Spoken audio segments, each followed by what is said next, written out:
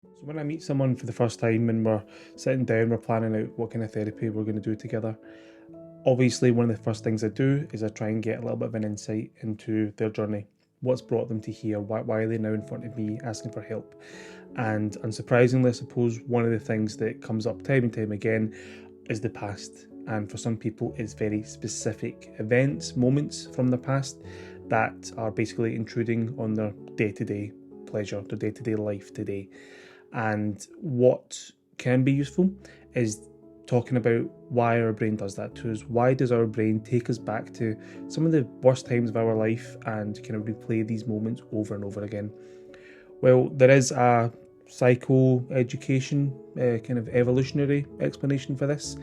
I always share that first. I realise these kind of long-winded explanations about cavemen isn't always what people need, but for some it takes some of that relief away. It's like, okay, good, my brain's not being unkind to me, my brain's not bullying me, I don't have something wrong up there that makes there's some part of me that wants to make my life really hard for myself. So one of the first things I do is we talk about the kind of evolutionary reason why we ruminate on kind of really unpleasant life experiences. So the reason is, when we were cavemen, if something bad happened to us, if our safety was challenged in any way, we were attacked by another group of cavemen, we got lost, an animal tracked us down, whatever, it served us really well to replay those moments over and over and over again, because we are thinking in that moment, what should I have done differently? What was within my control to make sure that my safety doesn't come into question the next time I might be in this sort of situation again. And it's the same today. If we, walking in the street and you get mugged, awful experience. Of course, there's going to be a lot of emotional hangover with it. There's going to be a lot of things that are quite difficult to process, but your safety was threatened, so it's really beneficial to replay that. What should I have done? Was it the time of day that I went out at? Was it the place I was at? Did I have something like my phone or a purse or watch that was kind of on show that made me a target? I'm not saying that people should change any of those things, but it's useful to play them over and to think, right, okay, what's within my control I can change. And for some people now, they go and get self-defense classes, they take another route to work, they will adapt something, and then that feeling of safety returns. They've had the thoughts and they have adapted their behaviour because of these thoughts.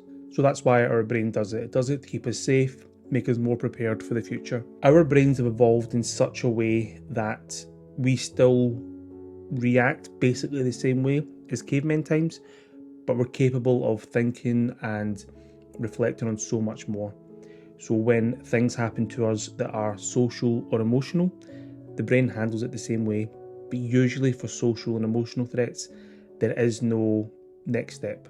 If you trip up and you fall in front of somebody, that's an accident. It's mortifying, it's embarrassing, but yeah, okay, watch where you're going, but there's no value to replaying that over and over again, or very limited value.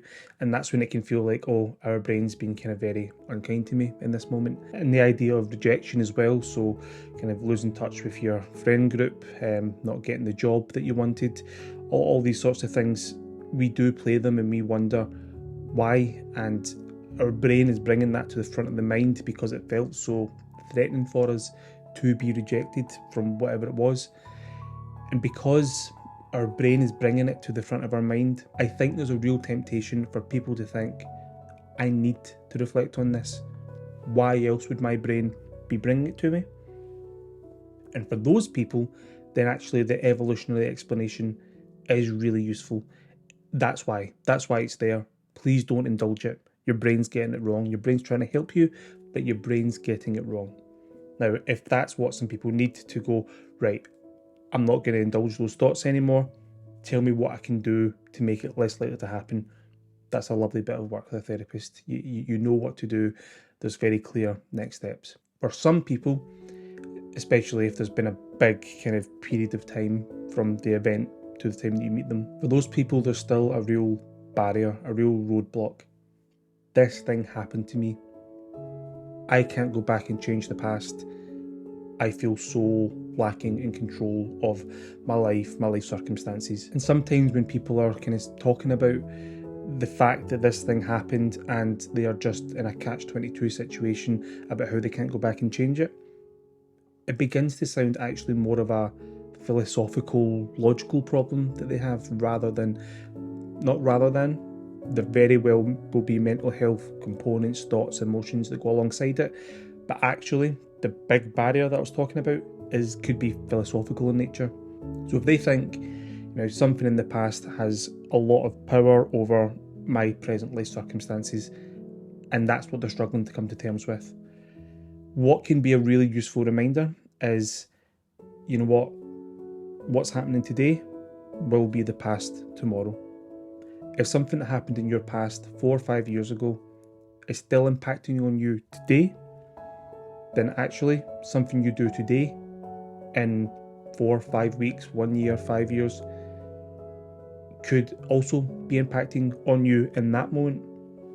So if we do things today to help our future selves, then actually that thing that happened that's really impacting on us, that's still there, but it's alongside other things that we have done to help ourselves.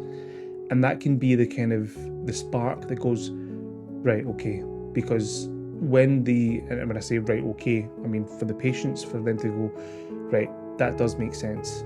Something happened a long time ago, it hasn't happened since, it's still there, but actually if I buffer it with lots of good things, then do you know what, life might feel a wee bit better. The idea of, I suppose, positive psychology, gratitude, there may already be things in somebody's life that they can look back on between that event and now that helps them in the moment. They go, God, I was so preoccupied, I was so focused on this horrible thing that happened. Actually, I've not appreciated some of the good things that have happened, a new relationship starting, getting a job that they want, buying their first home, but whatever it may be. When we have something, and we can call it a trauma that is kind of living in our heads, preventing us from really enjoying what life has to offer, bringing those things into focus may help be that buffer between the really negative previous event and where we are today. And what can be even more useful is thinking forward, thinking about the future. There is a saying that I know, and I actually heard it from it's like a Ricky Gervais podcast, and I think he did one about philosophy. I can't remember the kind of source, or was it a philosopher or whatever, Plato.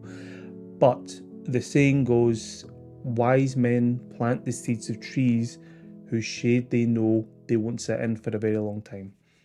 So if you're needing shade, it's not very helpful to plant a seed, because do you know what, it's not going to help you in that moment.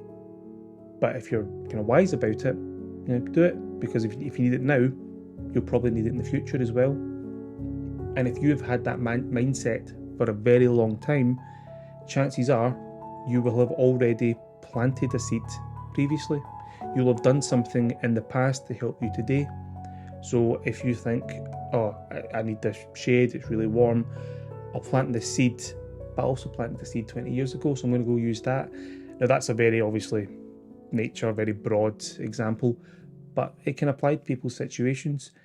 If you do things today, if you plant seeds today, you might get the benefit of them in the future when you really need it.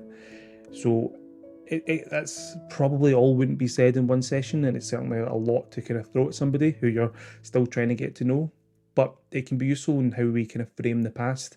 And if you kind of realise that the past has a really strong hold over me, might be a few things in this reflection that helps you. So a quick summary: why does our brain make us think about the past, especially specific events? It's trying to help you. It's trying to make you replay a situation and identify opportunities to stop that happening again in the future. Very helpful if it's a physical threat, if it's something to put us in physical danger. But if it's something social and emotional, probably quite limited benefit to doing that. And once we realise that there's limited benefit, we can talk about tools, we talk about thinking strategies to stop these negative automatic thoughts. For people who are really stuck, yeah, there could be that wider conversation around kind of logical, philosophical, and reframing the past in a more helpful way, in a way that's still true, but in a way that helps us kind of access therapy and move forward. If there's anything of value in this, please give it a like, give it a subscribe, and I shall see you on the next one. Cheers.